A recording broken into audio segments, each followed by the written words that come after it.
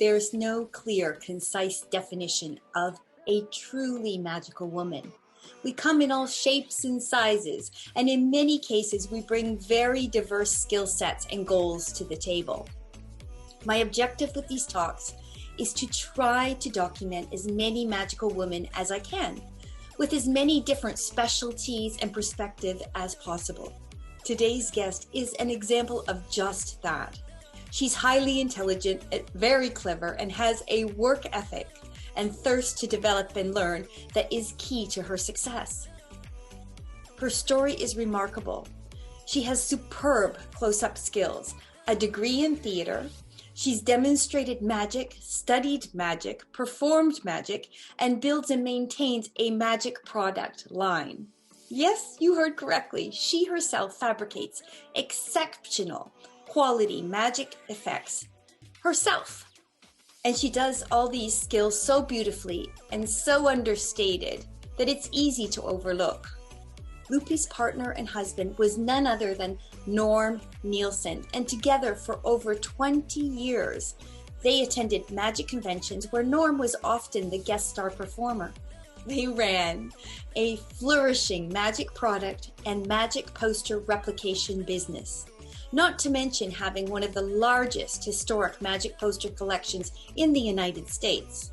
In short, she is remarkable, humble, and she provides insight, services, and quality that cannot be matched. It is with true delight I'm talking to Lupe today about her journey, her struggles, and her successes.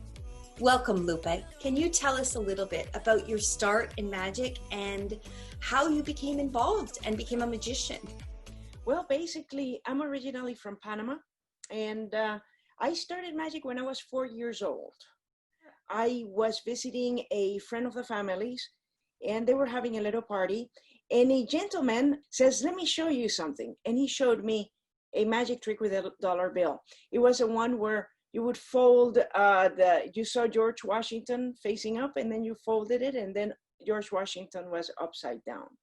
And it completely blew me away at the age of 4. So he taught me how to do the trick, and that was my little trick. And eventually, when I was at the age of 6 and I could started to learn how to read and write, in the school where I went, every week we had to do a trip to the library and pick out a book. And the first book that I picked was a little magic book. So that's how everything started. So I just did the simple tricks in the books and everything, do-it-yourself kind of magic. And then I think it was at the age of 10, the next door neighbor says, "Hey, come on down and do some magic for my kids. We're having a birthday." So I went to the neighbor's house, did some magic, and the guy gave me $5 tip. And I thought, this is amazing. Wow, I can't believe that you can make money with this thing.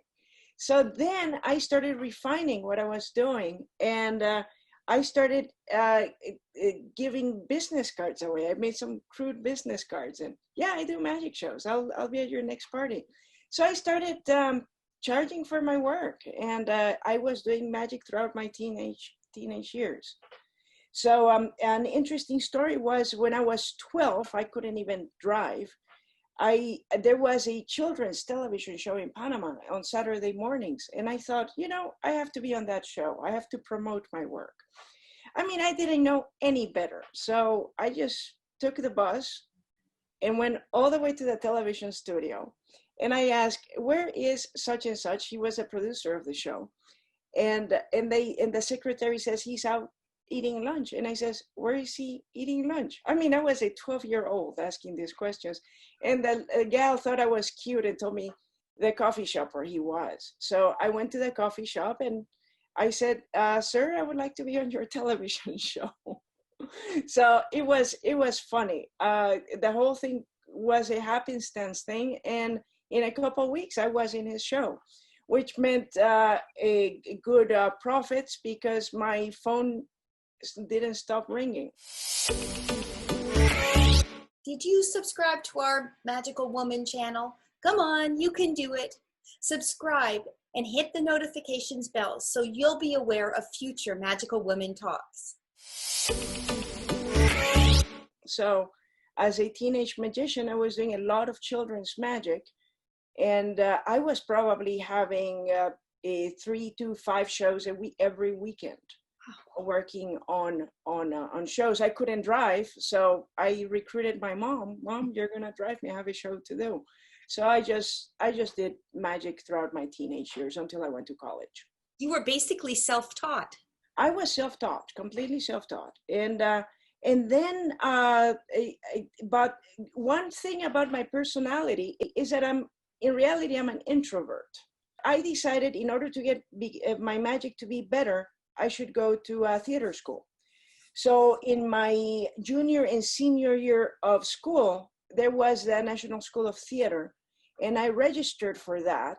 So from like 7 in the morning to 2 in the afternoon, I was in high school.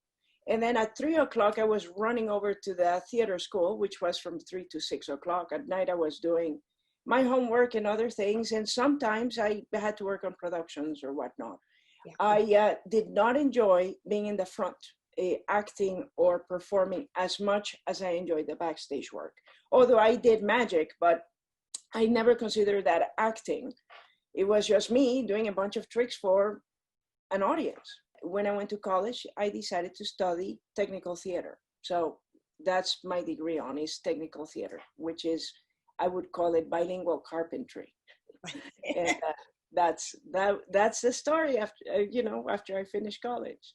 And from college, did you immigrate to the United States? Yes, I did. Actually, I studied a year in Panama, and then I came to the United States. I eventually graduated from Virginia Tech, that had a very good theater department. And I graduated in 1988. So from 88 to 95, I started doing magic. But Virginia Tech is in a little town in the western part of Virginia called Blacksburg. I didn't have a car. I didn't have a mode of transportation. I was using my bike and walking. And I went to this employment convention for theater people, and they wanted to hire me as a stage carpenter for an opera in North Carolina. And I thought, okay, let me call you in a couple of weeks, because I had to figure out how to get to North Carolina without a car. Okay. And in the meantime, I was walking around campus, and there were these posters of Busch Gardens, the theme park, hiring close-up magicians. And I thought, I used to do magic. Let me brush up a few tricks. So I prepared a repertoire of about 4 magic tricks, close-up tricks. Yeah. And I went to the audition, and they said, what are you auditioning as? And I said, magician, what else? So I did my little routine, and I was amazed. They hired me on the spot for that. Would you be ready to come? And I said, yeah, how much are you paying? And the salary was higher than the one at the opera. Ooh. So I decided, okay, opera is out for now. I cannot work as a stage carpenter there because they don't pay enough. So I took the magic job. And with having the promise of a job, I got credit for a car, and I had 4 wheels, and wow, independence. So that's how I was working at Busch Gardens for 2 years. How long were your performances, and how many performances were you performing a day? Every year, I think the first year I performed like 600 or 700 shows for a period of, I think about 6-month season. Yeah. It was 6 shows a day, 6 days a week. And how long were your shows? They were 20 minutes each. Okay. Yeah, so I had to do 20 minutes, 20 to 25 minutes, more or less. And can you give the viewers an idea of what you were performing, so that they and how you were resetting? Did you have like multiple resets, or did you structure your show so you were resetting so that you could just turn it around? The way I structured the show was, everything was completely resettable very quickly, because I only had 20 minutes, then you had the break, and then the following hour you had to do your other 20 minutes, and so on. Mm-hmm. So the way I learned how to do a show is to do it in modules. I always, you have your beginning, middle, and an ending trick. if I have material, I like to structure it where every piece is by itself, can be one piece. Mm-hmm. And they can all be openers, all be middles, and hopefully I'll have a few of those can be good closers. So everything is modular. So you just would have a trick that you would put in, then the second, the third, and then the thing that you have to structure are your transitions. And if you can relate one trick from the ending to the front and have a callback, that makes it a better show. So I was doing just a regular card routine, you know, where people would pick cards. I will find them. They would transpose, move, and whatnot. And my closing trick for that occasion, for the first season, was the carding ceiling. So I would always finish with the carding ceiling. So I did carding ceiling for like 600 or 700 times, you know, at Busch Gardens. You could always see the cards over there on the top. So everything was modular at the time. And after, when you're working so much, after a month or so, you really get bored with the material. Yes, you do. And that was when I was into close-up magic, like heavy, like 110% of my life was magic. So I was reading a lot. I was keeping in track. You see all those ring reports on the magic magazines? Everything was read. I could follow people on tour from magazine to magazine because I would read everything that would come to me, and I would practice probably 6 hours a day on sleight of hand. So I was really heavy into it. And when I saw a good trick, I just would put it in my middle module of the show. Mm-hmm. And see if it worked or not.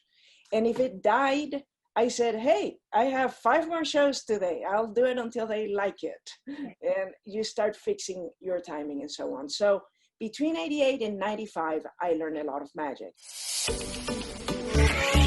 Now, don't forget to subscribe and hit the notification bell. Come on, you can do it. We need subscribers to obtain more privileges with YouTube. So please, please hit that notifications bell. Spread the word and comment. We love to hear from you.